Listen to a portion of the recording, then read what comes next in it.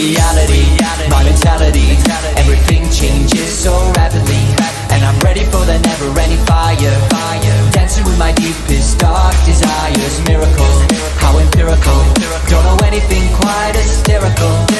Everything around me transpires as I fulfill my darkest desire. Yo, what's going on, guys? Impulsive here, back with another video for you guys. So in this video, I'm going to be doing a review of the new movie, which just came out a few days ago. I think it was on Friday. And it's pretty similar to FNAF, but it's unique in its own way. We're going to be doing a review on the movie Willy's Wonderland. So for almost a year at this point, I've been really excited about doing a video to this video. I've been really excited for this movie. I don't know what that other sentence came from. And I did a reaction video to the trailer of it, and I immediately decided that I wanted to do a review on the movie. So I watched it the day it came out, and here we are. So let's just get started with a short summary. But before we start, I'd like to give a spoiler warning because I am going to mention a lot of spoilers. So if you don't want spoilers, click away from this video now. But if you've either watched the movie or you don't care about spoilers at all, then you can stay. I'm not going to go too in depth, but I will reference multiple parts of the movie, and I will show just a few clips. Not too much because I don't want to get copyrighted, you know. I don't want to do that. But yeah, let's just start the short summary. Nick Cage is just driving around the road when he runs over some road spikes. His car breaks down and a guy brings him to the restaurant, you know, the restaurant, Willy's Wonderland. So the owner or the manager or whatever says if Nick spends the night cleaning the place, then he'd pay to fix Nick's car. So over the night, the animatronics start attacking him, blah, blah, blah. FNAF, right? Wrong! No, it's not FNAF. Nick just keeps beating the out of these animatronics. Although, that does kind of connect back to William in the FNAF 3 minigames, or Michael in the FNAF 1 and 2 custom nights when he tampers with the animatronics. But still, it's mostly comedic and, frankly, badass. So, anyways, there's also some teenagers or whatever that know what goes on in this restaurant. They know that Nick is just a sacrifice for the animatronics, to feed the animatronics. Yeah, as weird as that sounds. The people who gave him the job, well, they had a deal with the animatronics, and I know that also sounds weird, but yeah, the secondary main character, Liv, her, I guess, adopted mom is, I think, the sheriff of the police or something, and but she's also in on the deal. Yeah, it's kind of stupid, but because she's a kind of dumb character. I don't know why she's even here. So yeah, since Nick is defending himself and destroying the animatronics, Willy believes that the sheriff is betraying the deal, so Willy kills her by literally slicing her in half. So Nick beats Willy to but he still manages to clean the restaurant, and the guys who sacrificed Nick get happy because they're now free of the animatronics. But then one of the surviving animatronics blows them up. Boom, boom, the end. I know. Yeah, I know what you're thinking. What even is this movie? Well, okay, now we're going to go through, like, categories. And the first category we're going to be going over is the acting and performance of the actors.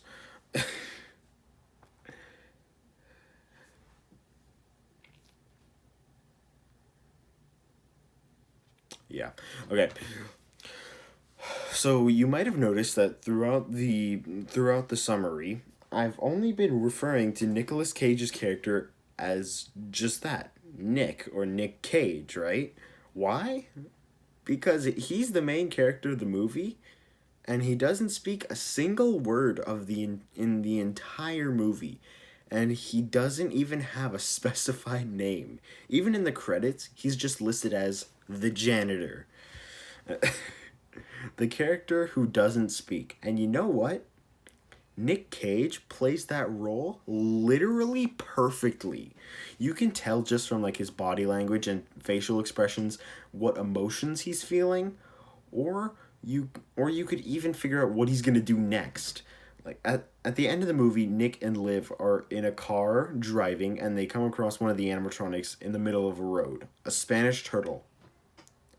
Yes, a Spanish turtle. This movie's weird. When you see Nick's face and then see the road where the Spanish turtle is, you know exactly what he's gonna do just by looking at his face. You know he picks up speed and rams the car straight into the Spanish turtle, and the damn Spanish turtle gets launched up into the air and completely, like, obliterated. So, as for the other kids in the movie, their acting isn't great. It's not the best, but for what their characters are supposed to be, they do play them pretty well. Liv is the more considerate and kind of smart one, although she's kind of a dumbass in certain moments. This girl is the, whore.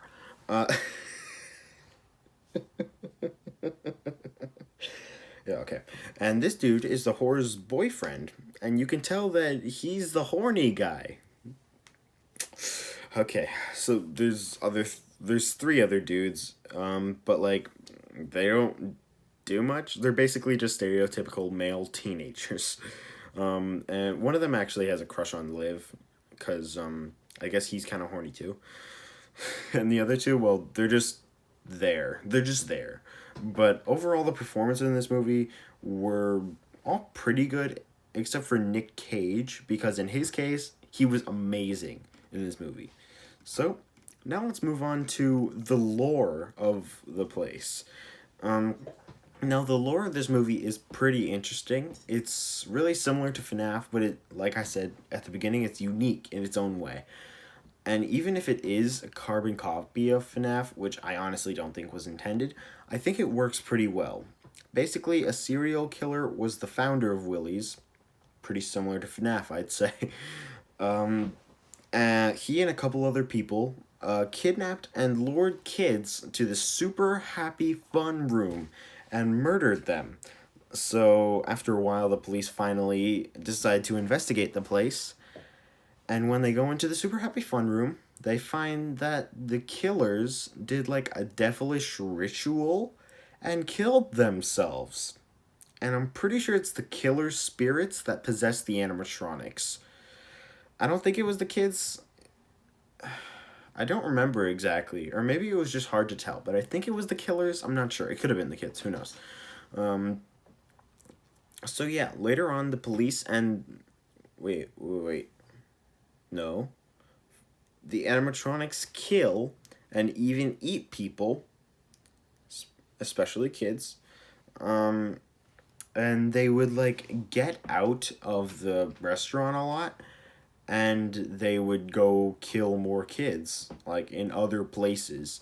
So the police and the new owner make a deal with the animatronics where they would only get people no one would really miss and sacrifice them over to the animatronics. And I think for what this movie is, the lore works pretty well. I think it maybe could have been a little bit better, and it is pretty similar to FNAF, but it is still really cool, and it ends up giving out some humor, which I'll talk about later. And when I say that, I mean the eating people part. Yeah, you'll see what I mean.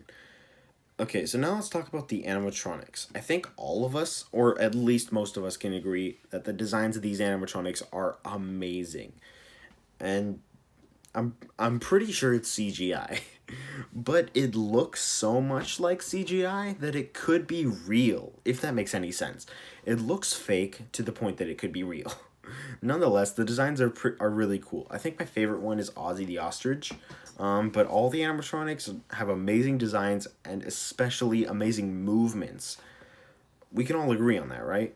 Hopefully. Yeah, we can Yeah, we can all agree on that, right? Yes? No? Okay, cool. But I think at least most of us can agree. They do seem like they're robots. They don't seem like they're humans in, like, animal suits, and they move around in the way that you think an animatronic would. Like I said, they do look a little bit too much like CGI, but even still, the designs and the movements look really good. And if the FNAF movie were to take inspiration from this, at least for the movements, I would be completely fine with that. The designs, no, because they're completely different characters, or are they? But yeah, the movements, I think they could take some inspiration from that, and it would work well. So now let's talk about the horror in this movie. I don't have much to say about the horror in this movie. It's not really a scary movie, like, at all. It's much more of an action and comedic film, and it's apparently classified as, like, as a horror movie, but it's really just a couple creepy characters in a not so creepy movie with a big fat 18 plus age rating on it. That's all I really got for this, because there's not much to it. There's barely any horror in this movie, except that one sex scene, because that was pretty scary.